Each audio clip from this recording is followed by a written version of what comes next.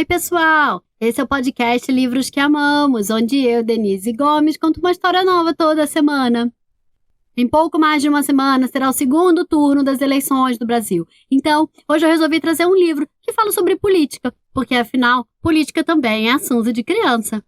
O livro de hoje se chama Quando as Cores Foram Proibidas, escrito por Mônica Fett, ilustrado por Antoni Boracznik e traduzido por Dieter Heidemann e Maria de Lourdes Porto, publicado no Brasil pela editora Brink Book. Quem apresenta o episódio de hoje é o Hugo, que me mandou um áudio lindo. Hugo, muito obrigada pela sua participação. Um beijo grande e vamos lá ouvir o que o Hugo tem a dizer. Oi, meu nome é Hugo, eu tenho 5 anos, eu moro em Maceió.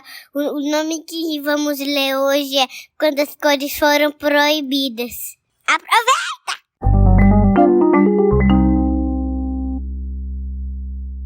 Entre as montanhas e o mar, existe um país que há muito tempo foi governado por um velho presidente.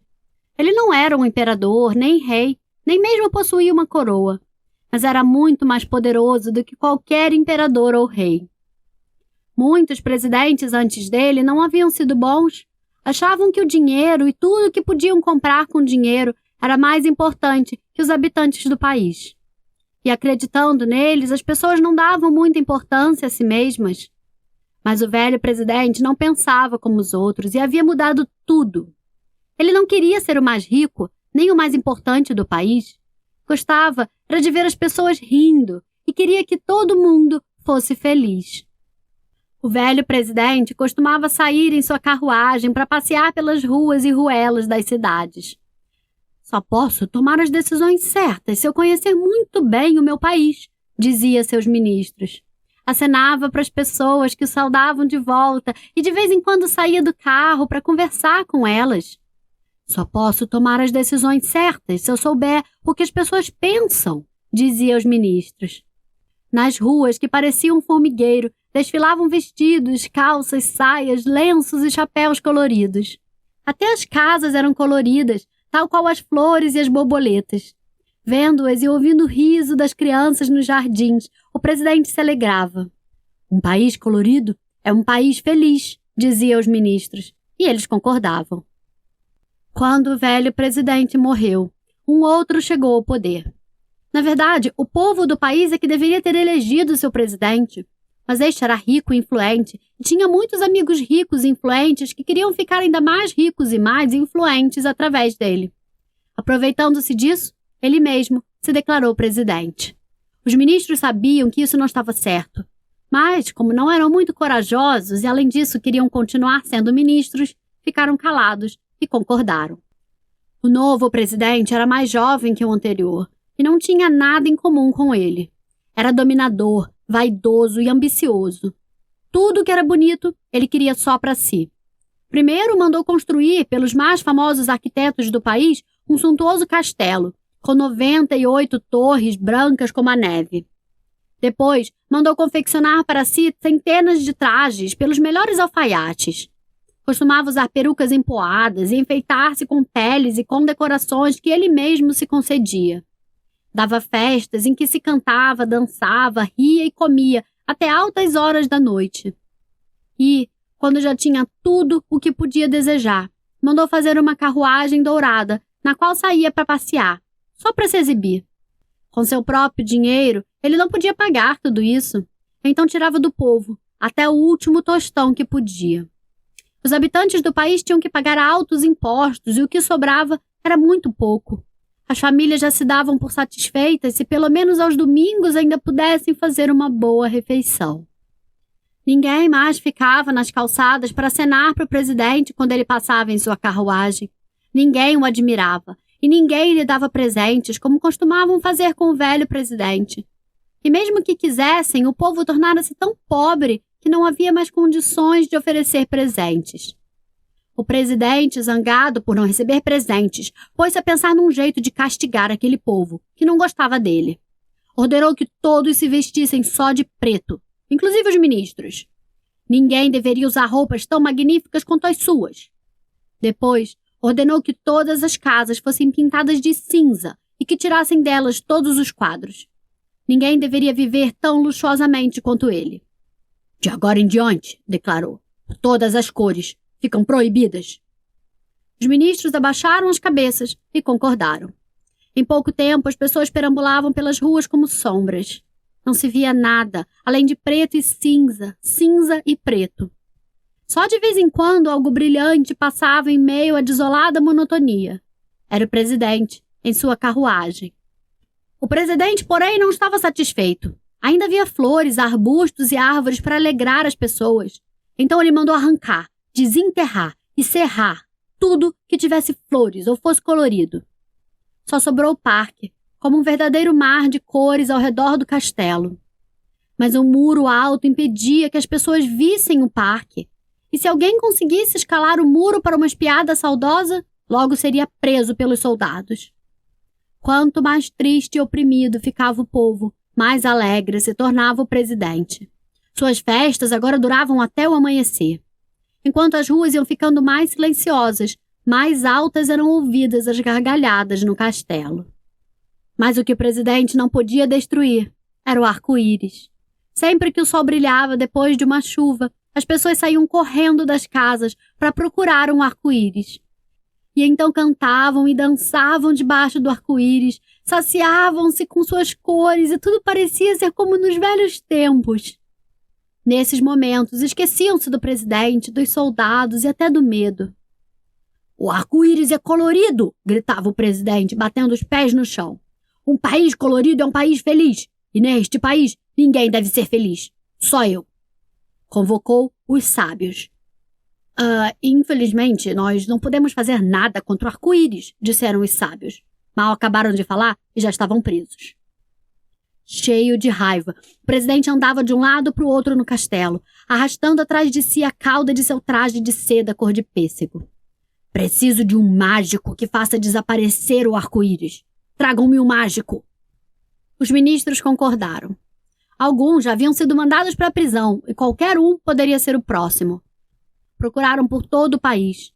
Finalmente, num pequeno povoado à beira-mar, encontraram uma velha que o povo chamava de feiticeira. Levaram-na ao presidente. Dirigindo um olhar tenebroso à mulher, ele falou: Dou-lhe um prazo de 3 dias, nem 1 minuto mais. A velha anotou os nomes de algumas ervas no papel e com um sorriso disse: Eu preciso desses ingredientes para fazer a mágica. Os ministros sacudiam a cabeça, confusos. De onde aquela velha tirava tanta coragem? As ervas foram imediatamente trazidas, assim como algumas panelas, o pilão e os frasquinhos pedidos. Em seguida, deixaram a velha sós com seus apetrechos. Quando foi novamente conduzida ao presidente, ela segurava um frasco. Dentro havia um líquido azul. Beba, disse a velha, olhando fixamente para o presidente. Seus olhos eram azuis como aquele líquido. O que é isso? Perguntou o presidente, com bons motivos para desconfiar. Beba, repetiu a velha, e poderá apagar as cores do arco-íris com o poder de seu pensamento. Engolindo em seco, o presidente hesitava. Beba você primeiro, disse. Quero ter certeza de que você não preparou nenhum veneno. A velha tomou um gole, enquanto ele a observava atentamente. Vendo que nada lhe acontecia, o presidente pegou o frasco e bebeu tudo, de uma só vez. O presidente estremeceu, ficou pálido e olhou em volta. Todas as coisas do salão perderam suas cores. Tudo se tornara cinzento, apagado. O macio veludo do sofá e das poltronas, as pesadas cortinas de brocado, os tapetes raros e os quadros magníficos. Seus anéis e medalhas já não brilhavam e faiscavam como antes, e a madeira dos móveis havia perdido o lustro. Tudo se tornara feio, sem vida, e lá fora as flores do parque pareciam feitas de palha. O presidente sentiu-se muito mal. Respirava com dificuldade e seu coração batia descompassadamente. Com um toque de campainha, chamou os ministros. Joguem esta velha na cadeia! Gritou. Ela vai ficar lá até... Mas eu sou a única que conhece o antídoto, disse tranquilamente a mulher, mostrando um segundo frasco que continha um líquido verde. O presidente tremia de raiva e, enfurecido, tentava pegar o frasco. Mas a velha se esquivava e dizia sorrindo. Cuidado, eu posso deixar o frasco cair. O presidente fazia um imenso esforço para se controlar. A mulher falou baixinho.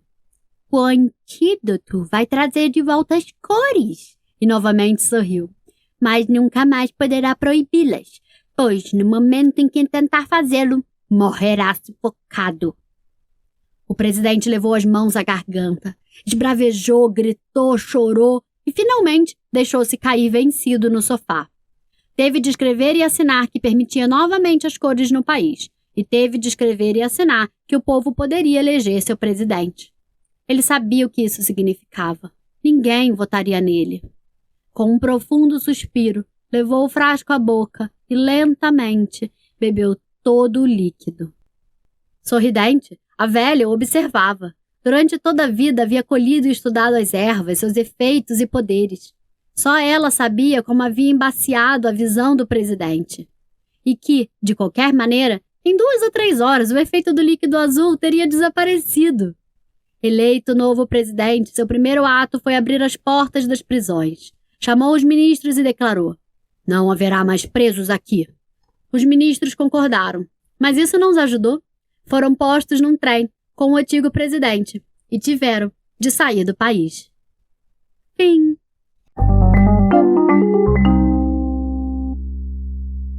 E aí, gostaram da história? O livro de hoje se chama Quando as Cores Foram Proibidas, escrito pela alemã Monika Fett, ilustrado pelo polonês Antoni Baracki e traduzido por Dieter Heidmann e Maria de Lourdes Porto, publicado no Brasil pela editora Brink Book. E não deixem de me seguir no Instagram, no perfil @bookswelove_, livros que amamos. Eu fiz, há umas semanas atrás, um post com uma coletânea de livros sobre política. Tá muito bacana. Vários livros para vocês terem, lerem e discutirem com seus responsáveis sobre política. Porque política, lembrem-se, também é assunto de criança. Quem encerra o episódio de hoje é o Tito, que me mandou um áudio perfeito. Tito, muito obrigada pela sua participação. Um beijo grande. E conta pra gente o que você tem a dizer. Meu nome é Tito, eu tenho 6 anos, eu tenho uma irmã chamada Alice. E também eu sou de Brasília, Distrito Federal. Vocês gostaram da história? Um abraço, Delícia Gomes.